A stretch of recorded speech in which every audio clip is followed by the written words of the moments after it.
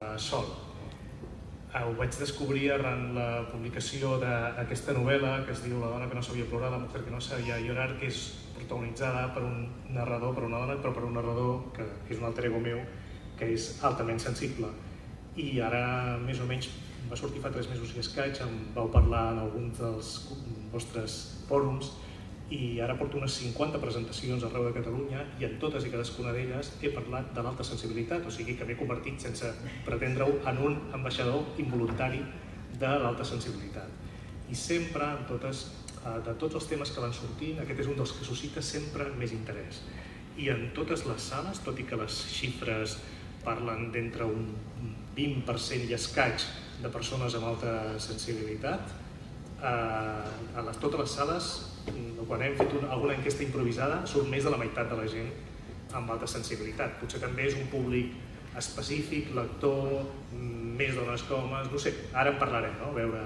Però aquest seria el motiu pel qual jo sóc aquí avui, i l'altre que és que l'Ofici de Viure de Catalunya Ràdio vam fer un programa que va ser dedicat a l'alta sensibilitat, i els 2 últims anys l'Ofici de Viure ha tingut 2 milions de podcasts, de descàrregues a través d'internet.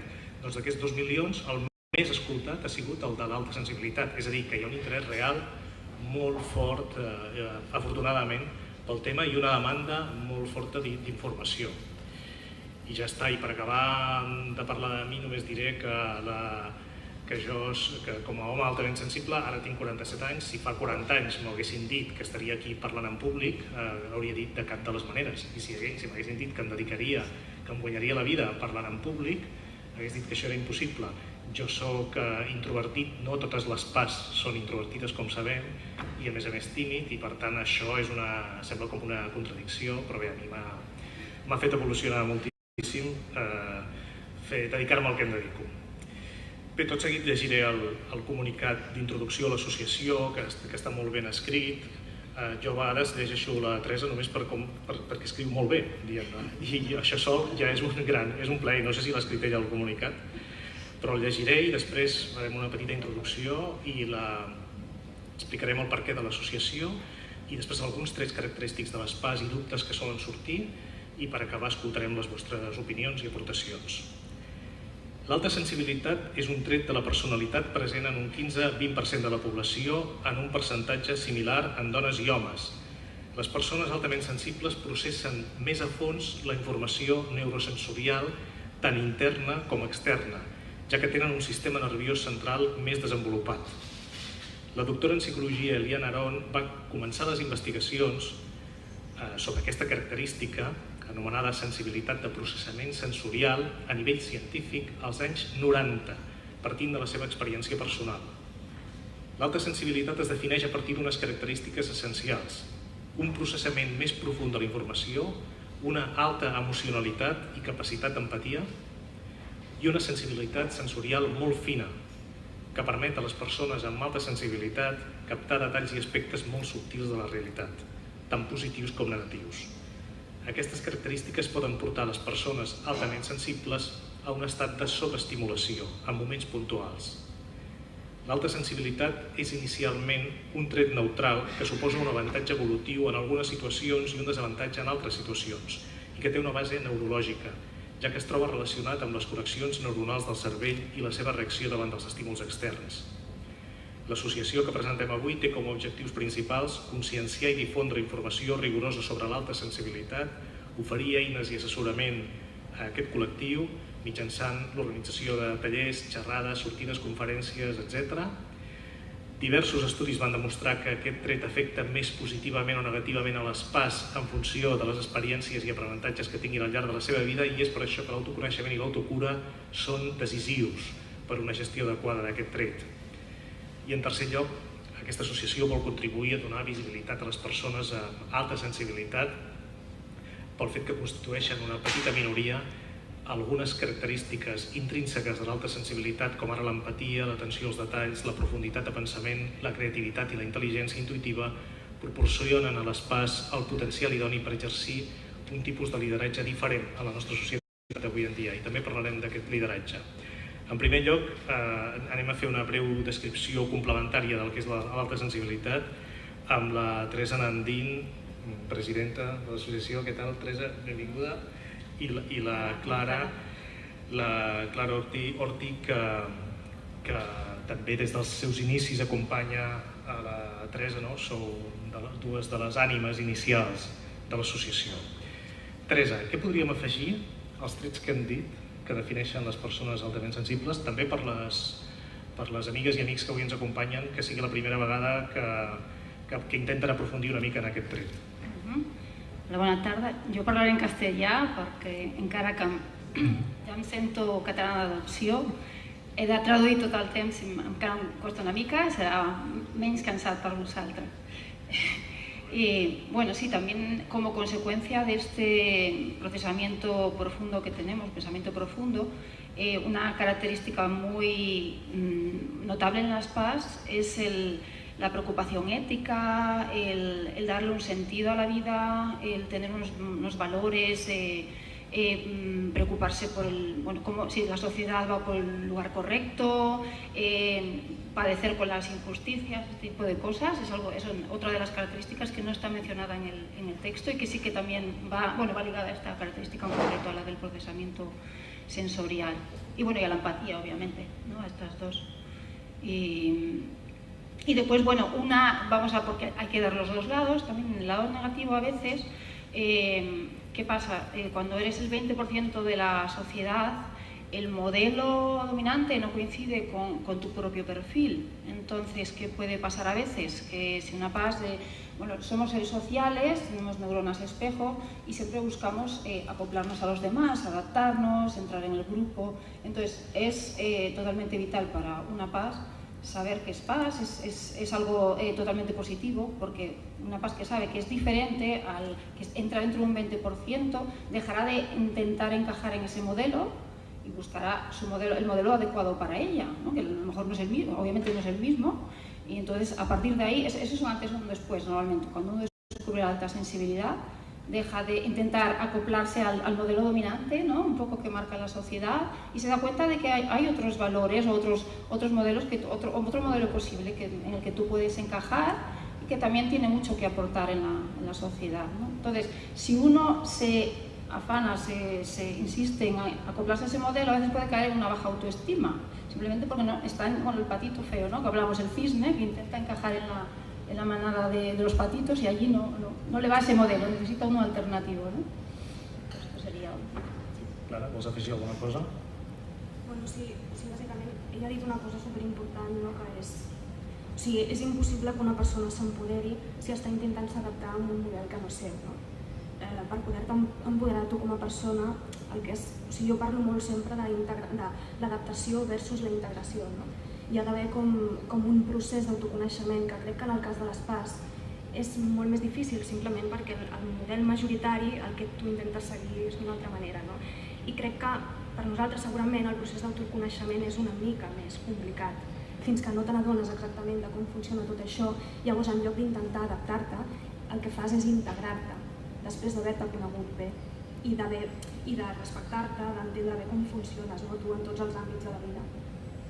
Estem parlant d'un tret de personalitat, recordem que no és un diagnòstic, que no és un trastorn, que no s'ha de tractar ni tan sols psicològicament, que no s'ha de medicar fins al dia que surti alguna farmacèutica que vulgui fer negoci i que digui ara hem inventat un medicament per a les persones altament sensibles. Això de moment per sort no passa. Però fins a quin punt hi ha evidència del que estem parlant, fins a quin punt hi ha evidència científica? Ho dic també perquè hi ha psicòlegs que no coneixen tot aquest tret encara, no? I encara, diguem-ne, que tot just estem a les beceroles començant, ¿no?, a divulgar-lo. Efectivamente. Bueno, es un rasgo de la personalidad que se ha descubierto muy recientemente, en contraste con otros rasgos, como puede ser la introversión, la impulsividad. Entonces, bueno, obviamente los estudios sí que a nivel científico se van conociendo, pero no han llegado al nivel de divulgación en muchos niveles. Entonces, bueno, nosotras llevamos un registro de todo lo que se va publicando a nivel científico. En este momento contamos con más de 100 artículos, libros, solo en castellano e inglés. Lamentablemente en catalán no hay nada, a ver si nos animamos nosotros a colaborar en alguna cosa.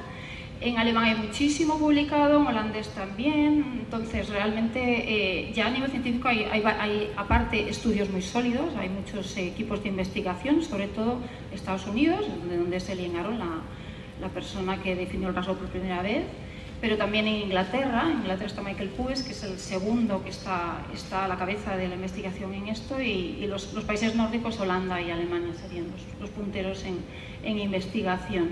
Se han hecho, se está tocando el rasgo desde diferentes ámbitos, de la psicología, la neurociencia, se han hecho escáneres cerebrales, se ha podido descubrir, por ejemplo, que una persona cuenta con más actividad en la zona de las neuronas espejos, por eso es más empática, exactamente. A muchos niveles, también a nivel físico, de estudio de poblaciones, ver un poco lo que diferencia las PAS del resto, etcétera, ligado con la creatividad, a todos los niveles, con niños, cómo determinar si uno es PAS o no es PAS, y esto va más, por supuesto, está creciendo exponencialmente. Acaba de haber un congreso de alta sensibilidad en Valencia, pero hay uno a nivel europeo cada año, en Estados Unidos hay uno también, o sea que la verdad es que esto no es una cosa de las redes sociales, como alguna gente alguna vez ha pensado, sino que tiene una base científica. Ens acompanya també la Lourdes Reina i l'Albert Fernández.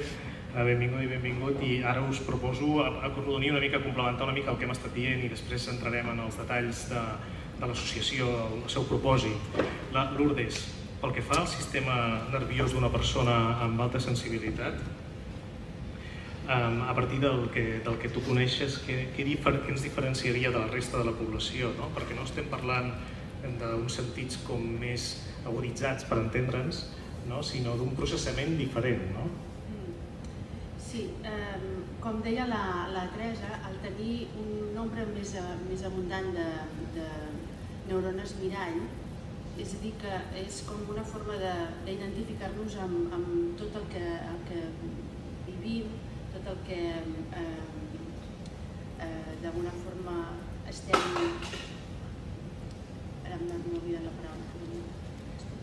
A la que estem exposats, i aleshores, d'entrada, aquesta és la primera cosa, és a dir, que tenir aquest nombre més gran de neurones mirall ja afecta molt. Però dintre de tot això també hi ha una cosa que és molt clara, i és que el sistema nerviós d'una PAS, com que té el cantó dret del cervell més actiu, diguem-ne, també influeix en el fet d'alguna forma el sistema parasimpàtic i el sistema simpàtic estan bastant desregulats. És a dir, el sistema simpàtic està sempre més augmentat que el sistema parasimpàtic, que un ajuda a relaxar-nos i l'altre ajuda a posar-nos en marxa. Per exemple, el sistema parasimpàtic ens ajuda a relaxar-nos, a estar en quietud, i el simpàtic ens posa en marxa. Llavors, un accelera i l'altre frena. Llavors, diguem-ne que el nostre sistema nerviós interpreta a través d'una glàndula que tenim en el cervell, que apareix com una espècie de perill constant. Hi ha una activació constant, llavors apareix com a perill en el nostre cervell. Llavors sempre és com si estiguéssim accelerats. Això ve a derivar en una sobreactivació del sistema nerviós crònica. Llavors, a vegades és crònica, a vegades és puntual. Si és puntual, el sistema nerviós té la capacitat de regular-se, i si es va cronificant i no pot arribar a regular-se, el que passa és que esdevé una sobreactivació crònica, i d'aquí sí que podríem dir que poden aparèixer algunes malalties, tant físiques com psíquiques, però és per una cronificació de la sobreactivació. Sí, què podem fer si algú de nosaltres té la sensació que té una sobreactivació crònica? Lourdes, Teresa... Perquè, clar, una de les coses que ajuda al fet de saber-se PAS és precisament a trobar eines que et permeten viure millor. Jo, d'entrada, el primer que és important és que un sàpiga quins són els símptomes físics que porten una sobreactivació. Per exemple, augmentarà l'acceleració en el cor, hi haurà una espècie de petita tremolor interna, pot haver-hi, es presenta a vegades, pot haver-hi. Els pensaments s'acceleren d'una forma exponencial, és a dir, cada vegada que estem més sobreactivats els pensaments van més ràpid i també som més propensos a exagerar l'estat emocional. Primer, una part és veure que puc estar sobreactivada i després cadascú troba la manera a nivell de com pal·liar això. És a dir, personalment el cos m'ajuda a mi això, no? És a dir, estar molt en contacte amb el cos a través de qualsevol teràpia o ioga o el que sigui, ajuda al sistema nerviós a baixar de forma bastant ràpida. Altres persones poden utilitzar altres coses que potser els companys poden dir. Sí, primero complementando lo que ha dicho Lourdes, que lo ha explicado muy bien, quería explicar un poco el porqué de esto, como lo explica Elaine Aron. Y ella lo liga con el reino animal, o sea, no solo en el género humano hay el 15-20% de personas con alta sensibilidad, sino que lo habría en todas las especies animales superiores. Se detecta que hay el mismo porcentaje de animales que son más reactivos a los estímulos, que perciben las cosas antes y con más intensidad. Entonces, esto inicialmente tiene una función evolutiva de supervivencia, vamos a decir, ¿no? Una función de supervivencia. En una manada de caballos, por ejemplo, si hay un incendio cerca, el caballo altamente sensible será el primero que se dé cuenta, que note porque tiene mejor olfato, nota sensación de peligro antes.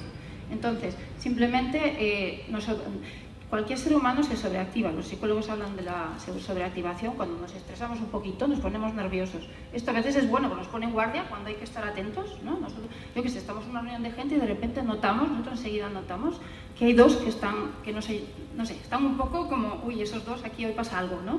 Una cosa normalmente se lo nota enseguida. Entonces, eso puede ser positivo, es bueno, ¿no? Pero claro, eso de que nos sobreactivemos antes, con más facilidad, pues claro, si nos ocurre con mucha frecuencia y a eso se suma que vivimos en una sociedad que prima la aceleración, la sobreestimulación, todo el rato, información, bueno, es más fácil que si no nos cuidamos caigamos en eso, en un estado de sobreactivación constante que no es bueno para nuestra salud y nos agota.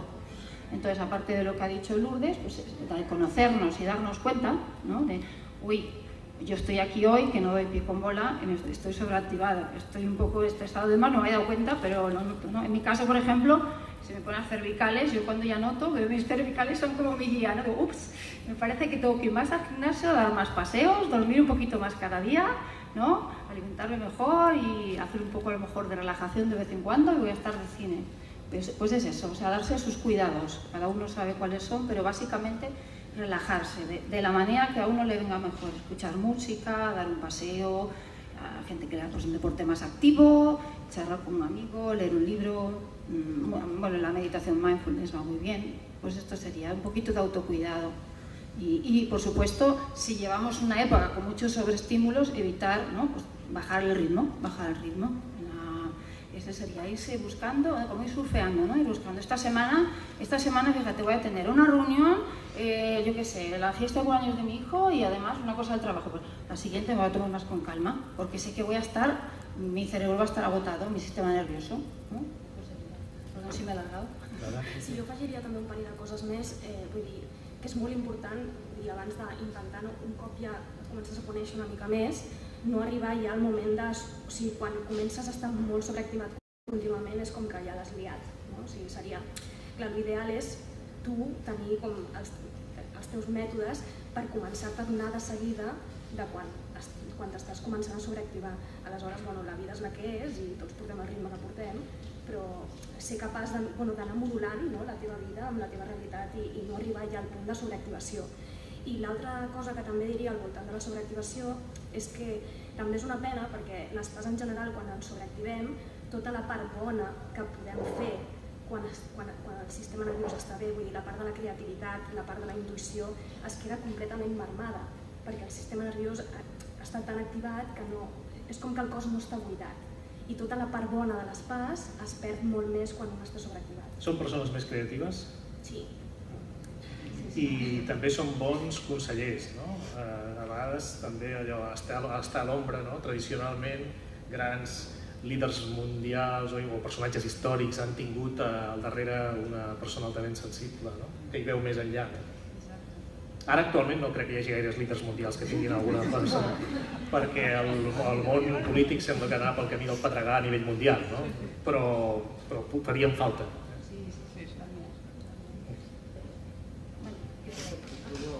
Sí, ho dic també per donar un tret més de les persones altament sensibles, com aquest que està al darrere de persones assessorant, que també és un tret, i després altres característiques com un llindar de dolor més baix. Les persones altament sensibles solen tenir més intoleràncies alimentàries, també més problemes de pell. Sí, bueno, això és una cosa que veiem habitualment. Bueno, nosaltres fa molts anys que estem fent trobades i tal, i els veu habitualment, però bueno, jo volia apuntar que els estudis que hi ha són al voltant dels escàners que dit ella, les resonàncies magnètiques funcionals, que es veu que el cervell realment s'activa d'una forma diferent davant de certs estímuls. Hi ha estudis a nivell hormonal, sobretot entorn al cortisol i l'adrenalina i tal, i s'han començat a fer estudis d'alguns indicadors genètics. Però tot això, encara que no hi ha, diguem-ne, com estudis científics, és una cosa que es veu molt habitualment. Y bueno, en esos casos no sería algo ligado al rasgo necesariamente, me refiero pues eso, cuando ya son cosas como de dolencia, muchas veces por haber mantenido un nivel de ansiedad y de estrés y sobreactivación constante durante mucho tiempo, ¿no? Son consecuencias, pues eso, tienes obviamente la piel un poco más reactiva. Si tú estás muy nervioso, pues el estómago tiene su propia piel, es una piel interior, entonces pues a lo mejor más tendencia a tener úlceras y tal, pero porque has estado muy nervioso mucho tiempo, ¿no? Sería como que llegamos a ese punto antes que no es paz. Sí, és com que tota la barrera que ens separa de l'exterior és més delicada i és més reactiva. Albert, benvingut al club dels homes altament sensibles. Pel que fa als homes altament sensibles, què en podem dir?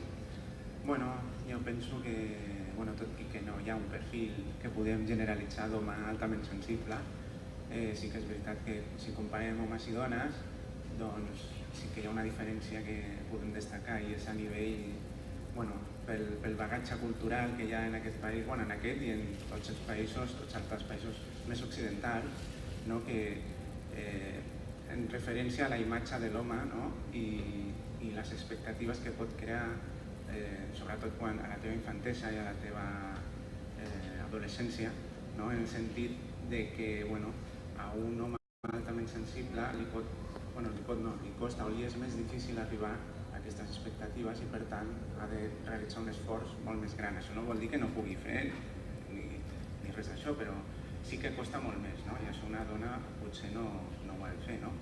I no sé si m'estic explicant bé, però penso que, com per exemple ara que estan les verbenes aquí a prop, doncs jo sé que els homes altament sensibles també pateixen els petards i tot això més que no un home no altament sensible.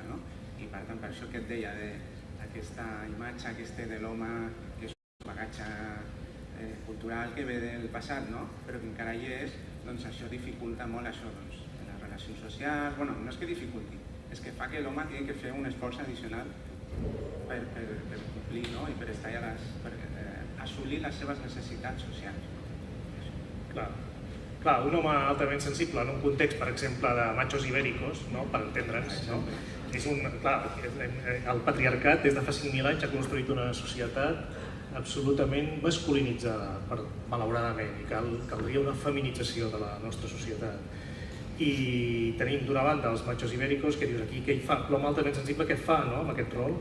Com es pot o blindar, o protegir, o intentar, com dius tu, imitar-los també, per sobreviure, adaptar-se.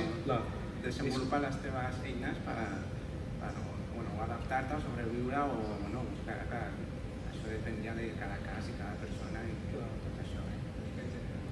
Eso hace que haya en la sociedad muchos hombres altamente sensibles que vivan como una coraza, que se han construido por pura supervivencia, pero a lo mejor no están cómodos en el fondo. Quiere decir, sí que les es práctico, pero realmente no está viviendo según su esencia, ¿no?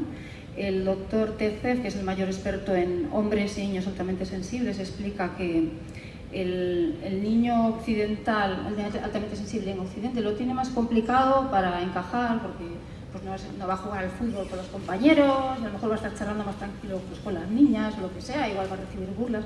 Y sin embargo esto no ocurre en culturas orientales, por ejemplo, porque allí, por ejemplo, se valora mucho la profundidad, una persona reflexiva, una persona... Entonces, al contrario, un niño paz, a veces en algunos países orientales, según estudios que ha hecho él, es admirado, es el que es admirado por los demás, porque es más, más profundo, llega a conclusiones que los otros no llegan, y, entonces está claro que és una cosa cultural. No? Com podem saber els pares que el seu fill és altament sensible? Hay un test, ¿está bien? Así. Hay un test de alta sensibilidad para adultos. Bueno, hemos hablado antes de estas 4 características. Son muy similares en el caso de los niños, un poco adaptadas, porque lo del pensamiento profundo obviamente hay que acoplarlo a la edad, ¿no? Los niños empiezan a tener pensamiento abstracto a partir de los 5 años, pero ya te sorprendes a veces un niño, las preguntas que hacen con 5 años, lo digo por experiencia, y después hay otro test también para niños. Entonces, realmente las características son bastante similares. Hay dos tipos de niño paz. El introvertido, que es el más habitual, normalmente es un niño que se queda tranquilo, que no participa en el grupo de entrada, hasta la expectativa, hasta que se siente cómodo. Normalmente no tiene muchos amigos, tiene unos pocos, le cuestan los cambios, normalmente está muy apegado a sus padres, le molesta. Los niños, el mundo de los niños es un mundo subactivado, ¿no? Mucho ruido, entonces a veces el niño altamente sensible se puede poner muy nervioso en clase, cuando hay mucho jaleo o lo que sea, ¿no? A veces también tienen alergias, como nuestra manera de averiguarlo. Y ya el niño extrovertido a veces es diferente. El niño introvertido, a veces mal visto, a veces se le confunde con un niño con Asperger, porque se queda callado y no dice nada, ¿no? Se queda ahí callado y pensativo y resulta que por dentro está pasando un montón, pero como no lo verbaliza, se queda ahí a la expectativa. Y el niño extrovertido, que es más movido, más busca pues a veces se confunde con un niño TDA totalmente erróneamente, no tiene nada que ver. Són un 30%, no? Em sembla, els extrovertits, aproximadament. Sí, exacto. Los paz extrovertidos son un 30% aproximadamente. I aquesta informació tant de bo la tinguessin les escoles, no?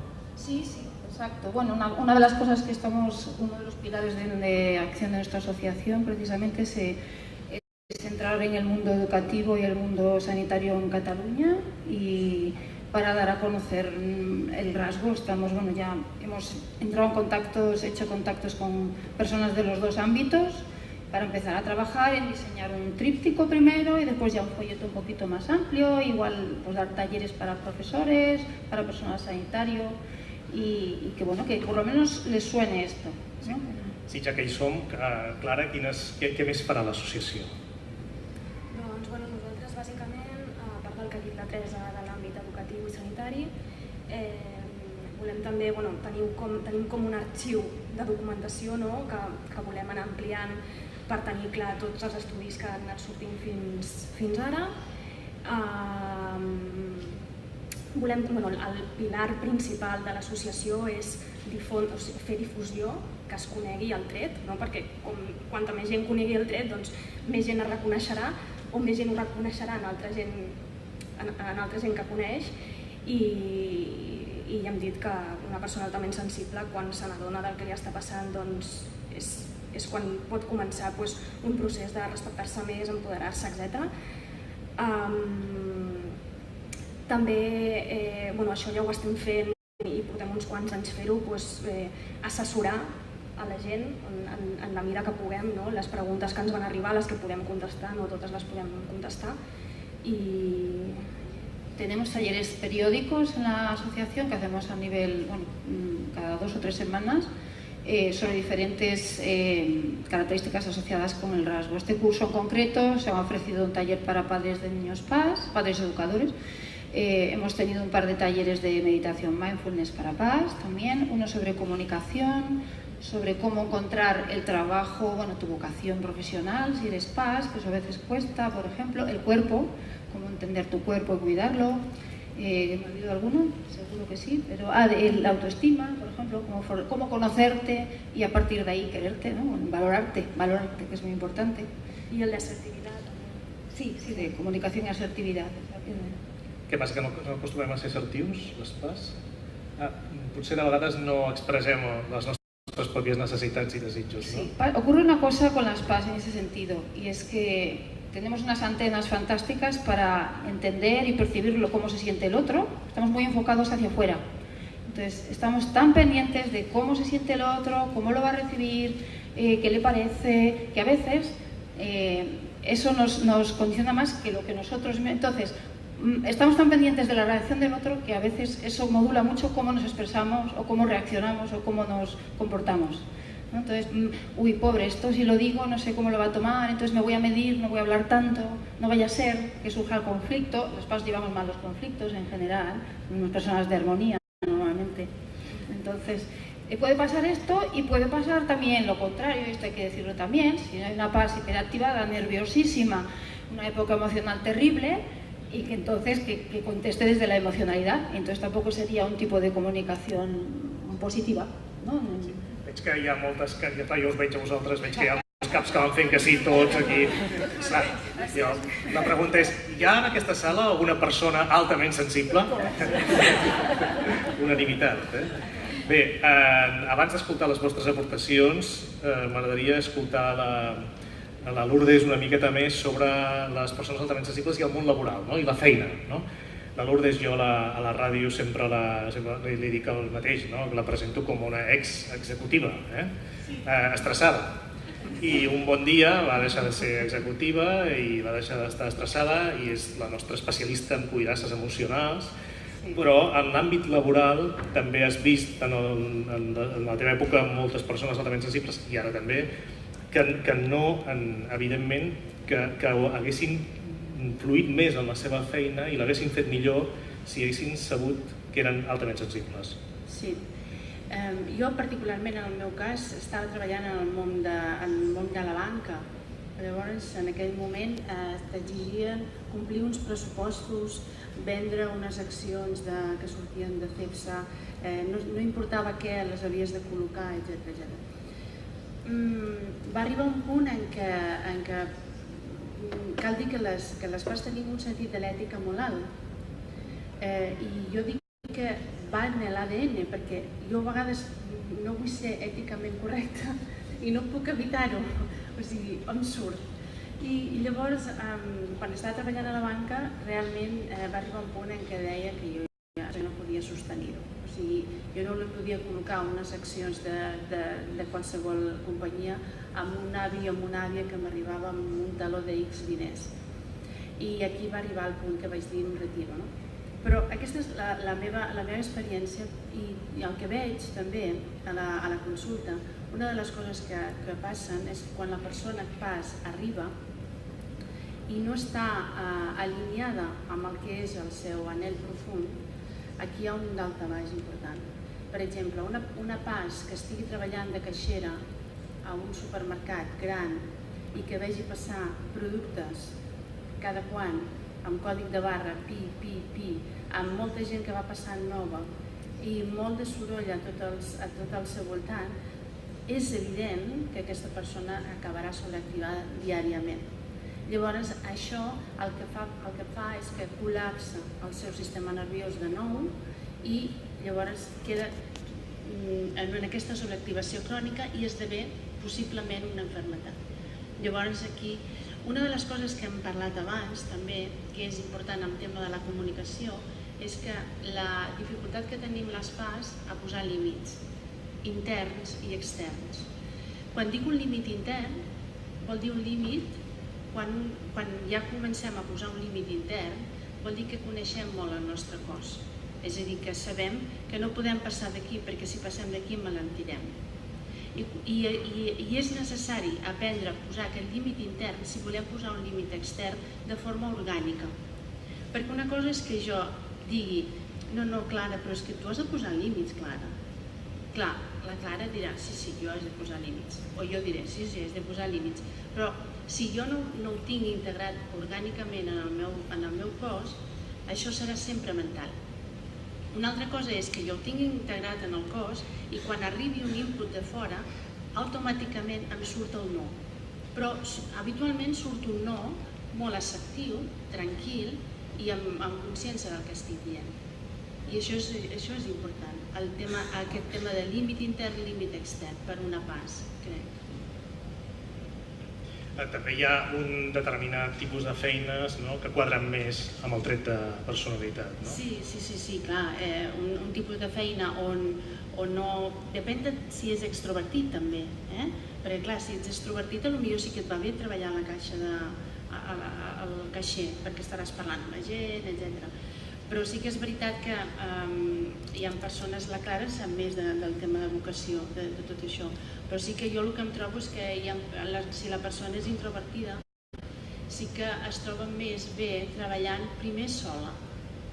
Són persones que ens agrada treballar soles, perquè portem el nostre ritme, ara parem, ara engeguem, llavors això també...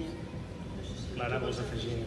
Sí, l'ideal és una mica, trobar feines on tu puguis respectar-te tu mateix i diverses de les coses que a tu se't donen bé i que disfrutes, doncs les puguis trobar com unificades en el teu lloc de treball. O sigui, feines on, per exemple, es valori aquest aspecte del processament profund, de ser reflexiu, on tu puguis com innovar, crear coses noves, tot això té molt a veure amb la creativitat, el tema de l'empatia emocional, o sigui, som molt bons connectant amb els altres, amb un nivell emocional, a més, perquè tu pots connectar amb una persona a nivell cognitiu, però no connectar a nivell emocional, no?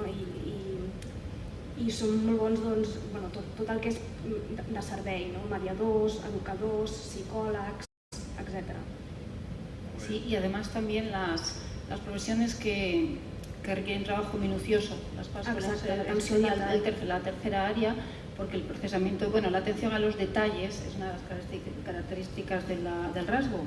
Entonces, meticulosos i una mica perfeccionistes també. Sí, bastant. Doncs bé, abans anem a escoltar, si us sembla, alguna de les vostres preguntes, si és que hi ha alguna pregunta, i m'agradaria, per no oblidar-me'n, si algú que present a la sala o que ens està veient a través d'internet vol formar part de l'Associació Catalana de Persones amb Alta Sensibilitat, què ha de fer? Sí, tenemos una web en la que hay un formulario online y también tenemos página de Facebook, la Asociación Catalana de Personas con Alta Sensibilidad, y también hay un formulario online en el que con cubrir ese formulario y poner un número de cuenta ya eres socio. Muy fácil. Son 30 euros l'any. Sí, 30 euros l'any. 30 euros fraccionables si se quiere, o sea, es muy asequible. Molt bé.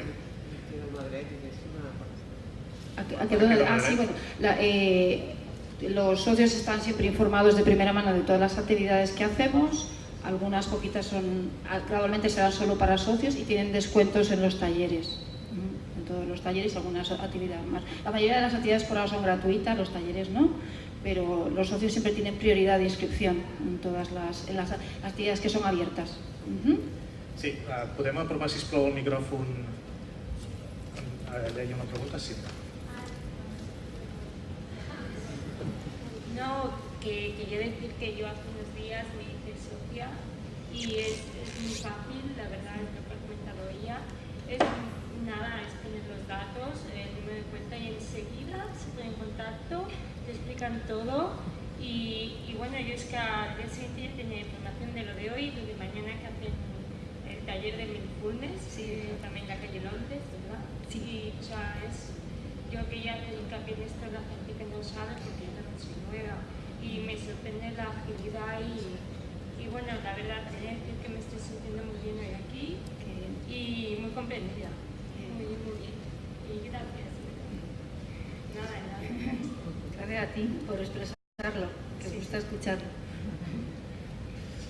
Les aportacions? Sí.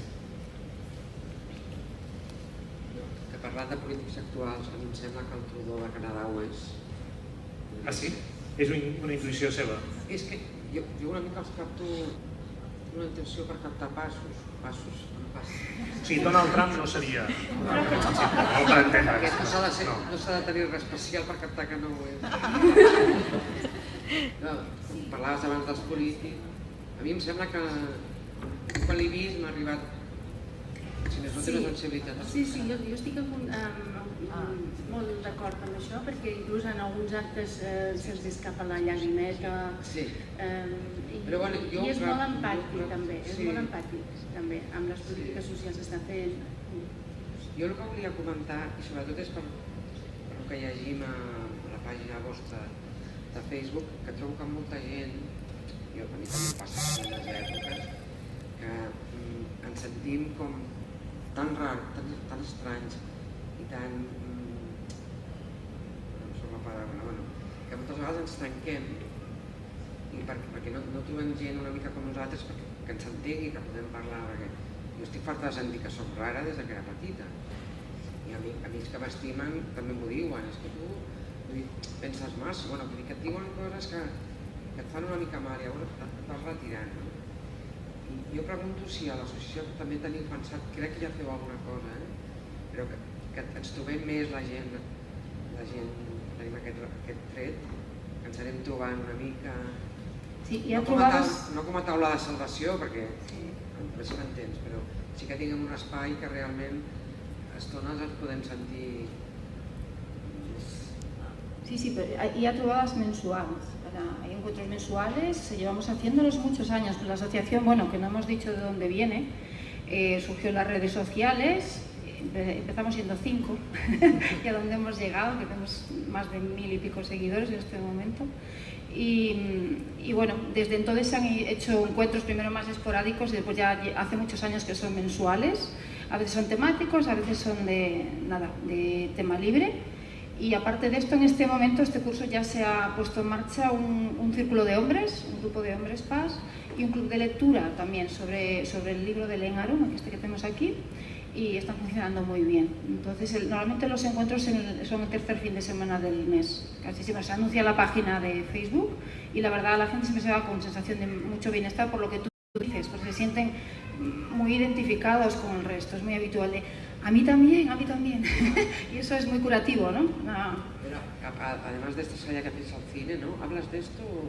No, aparte de esa, sí, efectivamente, aparte también tenemos las actividades de socialización al cine, actividades culturales, pero después hay encuentros de escucha mutua para charlar y estos van muy bien. Son normalmente en el local de la asociación, excepto cuando hace buen tiempo que a veces hacemos alguno fuera. Pero suelen ser el tercer fin de semana del mes en el local de la asociación. Gràcies.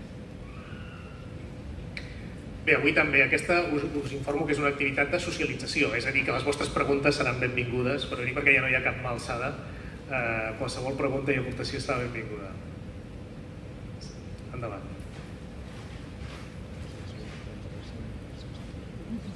Hola, bona tarda.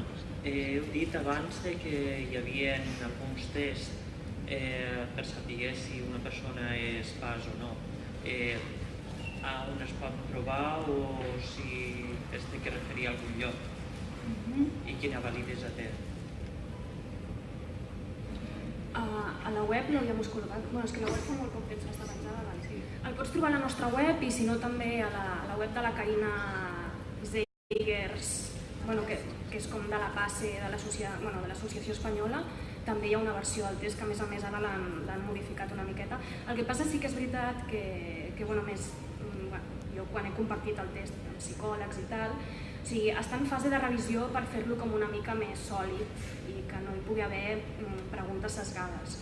Sí que és veritat que si tu contestes que sí a totes o pràcticament totes, realment tens molts punts de certament sensible, però que està en fase de millora, diguem-ne.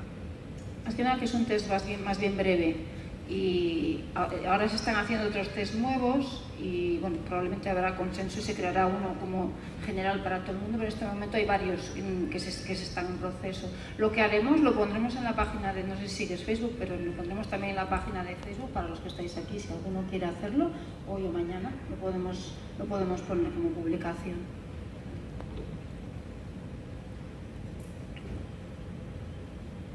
Alguna pregunta més? Bé, és que m'he trobat molt interessant l'aportació sobre la validesa i també us encoratjo que integreu al màxim a la mesura possible el col·lectiu de psicòlegs, el col·legi de psicòlegs, per exemple, per intentar que a poc vagi tenint cada cop més gruix tot el que envolta l'alta sensibilitat. Es muy gratificante que últimamente ya llega bastante gente a la asociación diciéndote he venido aquí porque me lo ha recomendado mi psicóloga, o he ido a un neurólogo y me ha comentado que debo ser PAS, o me lo ha dicho la pedagoga de mi hijo.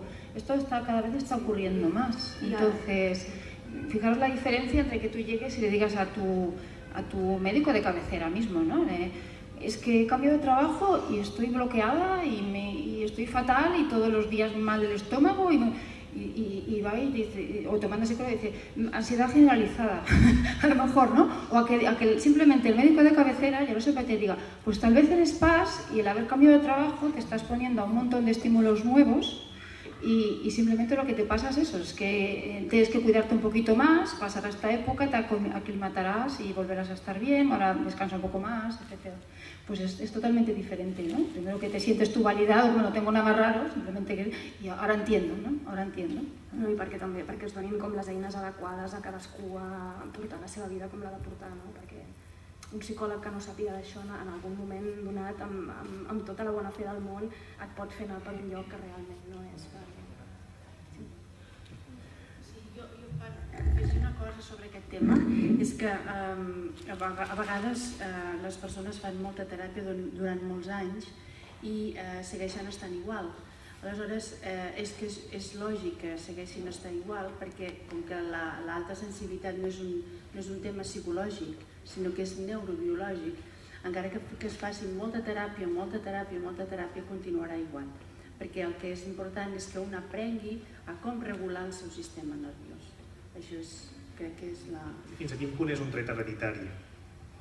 Això no ho tinc jo molt estudiat, potser la Teresa ho té més estudiat. Sí, totalmente, es hereditario, es uno de los puntos claves, es genético, entonces todo el mundo que es altamente sensible tendrá pues, un padre, madre, o tal vez, bueno, puede importar el rasgo, pero lo tenía la abuela, la tía o algo así. También es verdad, claro, las generaciones anteriores crecieron con otro tipo de educación, sobre todo si es un hombre, ¿no? Aquella época del autodominio de las emociones, ¿no? Que se decía antes, entonces a lo mejor es un PAS totalmente camuflado, un PAS que tiene una infancia difícil, esto no hemos hablado, pues un niño PAS que crece, esto es nada más, acaban de publicar un artículo muy interesante sobre esto, un equipo de investigación, que se descubrió que un niño PAS es muchísimo más decisivo qué infancia tiene, qué tipo de infancia tiene que cualquier otro niño. Quiere decir, si tiene una infancia buena, positiva, con un buen respaldo, unos padres que lo impulsan, puede llegar a ser pues un niño de bandera, un adulto de bandera en el futuro. Si tiene una infancia pues, difícil, traumática, pues a lo mejor va a quedar más marcado que uno que no es PAS. Entonces, quiere decir que es muy importante, ¿cómo se llama esto? En ese sentido, la infancia y que a veces eso, una persona mayor puede a ver, ¿cómo digo esto? A veces puede haber un PAS que tiene síntomas y no es necesariamente por ser PAS, sino por el tipo de infancia que ha tenido o eso. Sí, això, bueno, a nivell psicològic es parla de permeabilitat diferencial. Exacte. Vull dir que bueno, és això, que sobretot a la infantesa, però també al llarg de la vida, qualsevol situació negativa t'afectarà més que a una altra persona en general, però si vius una situació positiva, en general te'n beneficiaràs més que no pas una altra persona que no sigui PAS. Vull dir, això és superclau en portar els nens i també a veure a quin tipus de situacions t'exposes tu d'adult, no? Un cop ja pots una mica discernir. Y entonces que se me ha ido la idea, puede pasar que a veces mi madre es imposible que sea PAS, es terrible. Y bueno, a lo mejor una PAS que tuvo una infancia un poco complicada y bueno, ahí está la pobre luchando con sus cosas, ¿no? Y claro, o que creció incomprendida o vete tú a saber, ¿no? Sí, crec que valdria la pena acabar amb una valoració amb missatges positius. També ara us preguntaré, després d'escoltar alguna de les vostres preguntes últimes, també altres trets, diguem-ho així, positius, no? De les persones altament sensibles, és a dir, com la capacitat de percebre més matisos de la realitat, no? I la bellesa, en majúscules, no? Allà hi havia una mà alçada. Vostè? Sí.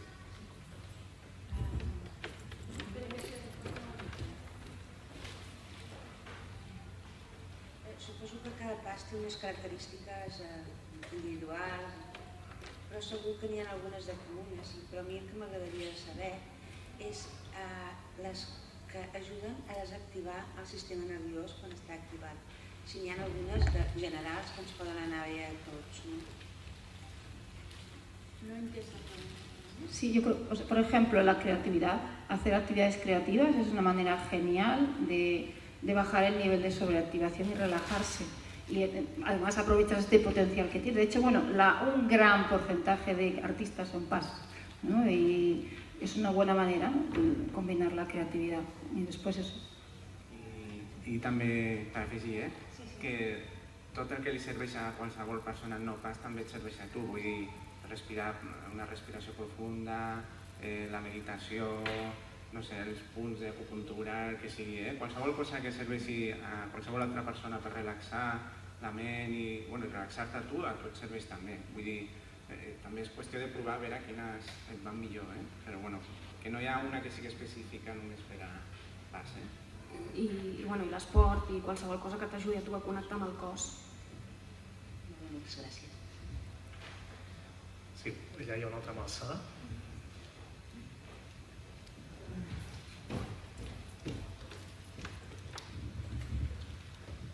Hola, bona tarda. S'ha parlat de nens i s'ha parlat d'adults, però què fem amb un adolescent que està en ple canvi i descobreix o no descobreix si és PAS o no? I els pares i mares que ens trobem, que ja són PAS, no?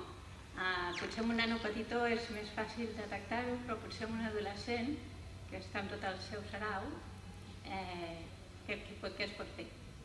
Si es pot esbrinar fácil o no. Tener paciencia. Yo también estoy con hijos adolescentes, o sea que te entiendo. Sí, ya te entiendo. Sí, la época de la adolescencia es una época de mucha emocionalidad y uno está en proceso de cambio y a veces puede ser difícil. Pero bueno, si ves un poco estas características que decimos de un pensamiento profundo, se fija mucho en los detalles, es empática, es emocional, se sobreactiva, acaba bloqueada a veces, o bloqueado, no sé si es niño, ¿no?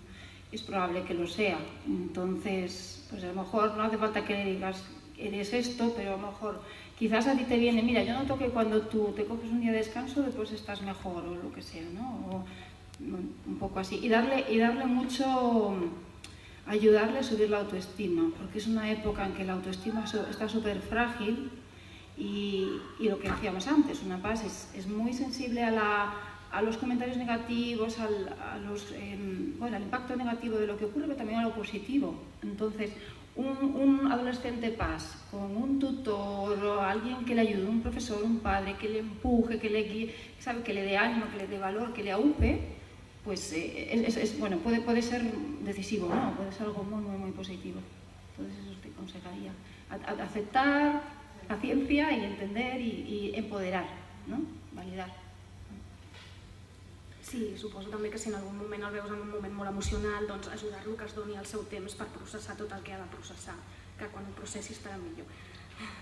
Tu, Clara, quan ho vas descobrir que eres altament sensible? Doncs jo ho vaig descobrir fa com 5 anys.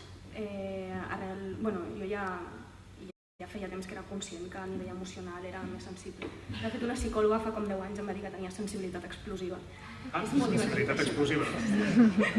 Em van dir que tenia el cap molt ben col·locat, però sensibilitat explosiva. Sí. I tu com vas reaccionar? Vas esclatar? Bueno, en aquell moment no sé si va. Però fa com 5 anys, arran d'uns temes físics i tal, crec que un dia buscant al Google vaig posar en anglès sensibilitat física i sensibilitat emocional, perquè tot semblava que era tot com sensibilitat. I en aquell moment crec que l'associació espanyola acabaven de crear-la, però bàsicament tota la informació que vaig trobar va ser en anglès. I realment va ser com un abans i un després.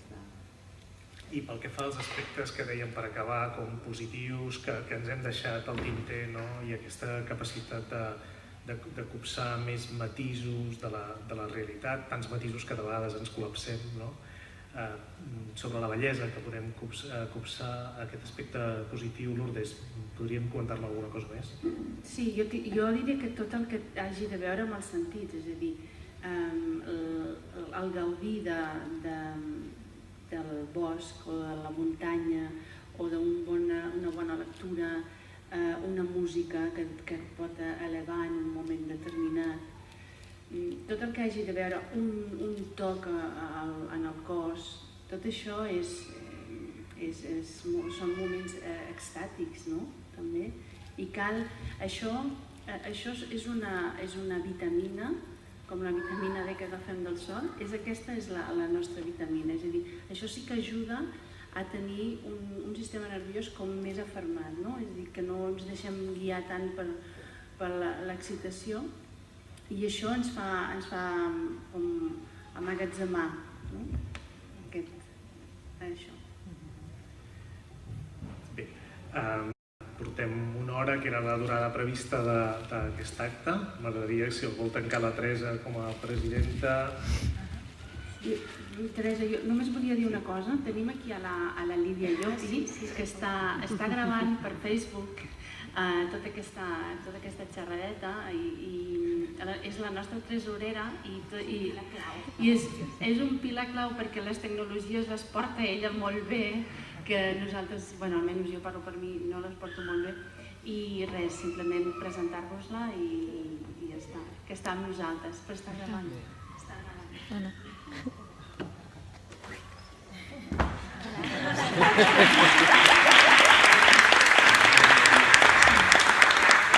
Sí, Lidia suele estar a la sombra, pero como dice Lourdes, es un puntal, porque es una trabajadora nata y va haciendo como una hormiguita y sí, nos salva de muchos, siempre ella, está ahí con el trabajo del día a día, pendiente muchas veces de los mensajes y de todo lo que ha dicho Lourdes también.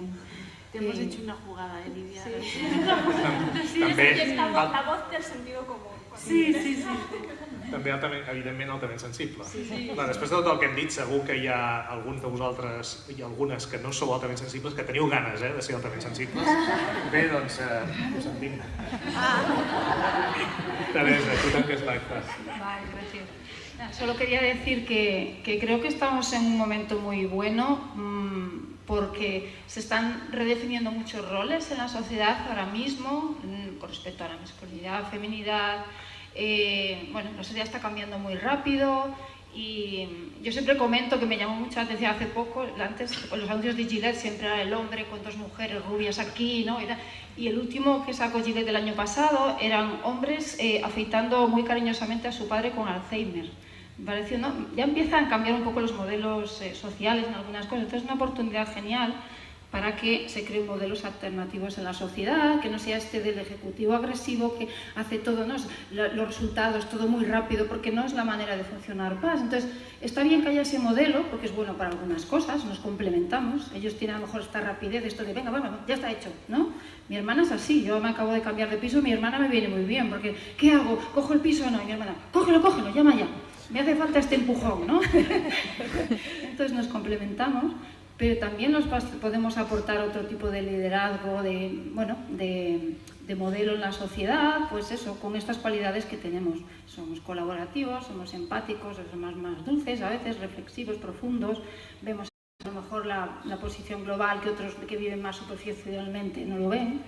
Entonces, ojalá, ¿no? Aprovechando este modelo, pues este cambio ahora mismo que hay social y que aparecen pues se están recolocando cosas, pues que podamos nosotros también estar ahí y ser un poco más visibles, ¿no? Y darle valor. Y bueno, eso también creo que es el papel de cada uno en su entorno pequeñito, y conozco aquí muchas caras que ya lo están haciendo y se lo agradecemos muchísimo desde la sociedad, desde la asociación, quiero decir.